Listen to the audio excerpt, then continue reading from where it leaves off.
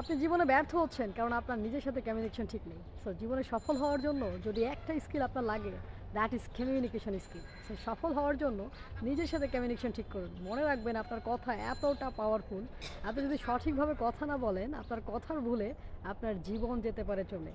So আসেন আপনাদের সাথে একটা গল্প শেয়ার করি, সেই এক রাজার ঘটনা। সো রাজার একজন বিদ্রোহী নেতা ছিল। সো রাজা দেখলেন যে এই নেতা খুব ঝামেলা করছে, বিভিন্ন জায়গায় রাজার নামে অপপ্রচার করছে, বিদ্রোহ ঘোষণা করছে রাজাকে নিয়ে, রাজা ভালো না, রাজার এই সমস্যা ওই সমস্যা। সো রাজা খুব রেগে গেলেন, একটা সময় রাজা তাকে ফাঁসির আদেশ দিলেন। এই ব্যক্তিকে যখন ফাঁসির জন্য নিয়ে যাওয়া হলো, সো ফাঁসি আনফর্চুনেটলি, মানে তার ভাগ্য ভালো ছিল, দড়িটা ছিঁড়ে গেল এবং তার ফাঁসি হলো না। ওই সময় মনে করা হতো যদি দড়ি ছিঁড়ে যায় বা কোনো কারণে এই কাজটা না হয় তাহলে এটা সৃষ্টিকর্তা চাচ্ছে না। সো রাজা মনে করলেন যেহেতু সৃষ্টিকর্তা চাচ্ছেন না, আল্লাহ তাআলা চাচ্ছেন না, সো তাকে ছেড়ে দেওয়া হোক।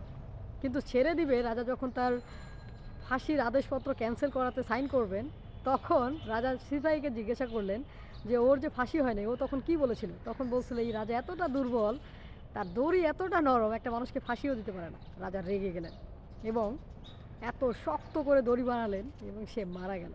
সো দেখেন, আপনি শুধুমাত্র ভুল কথা যদি বলেন, ভুল জায়গায় যদি বলে ফেলেন, আপনার জীবন চলে যেতে পারে।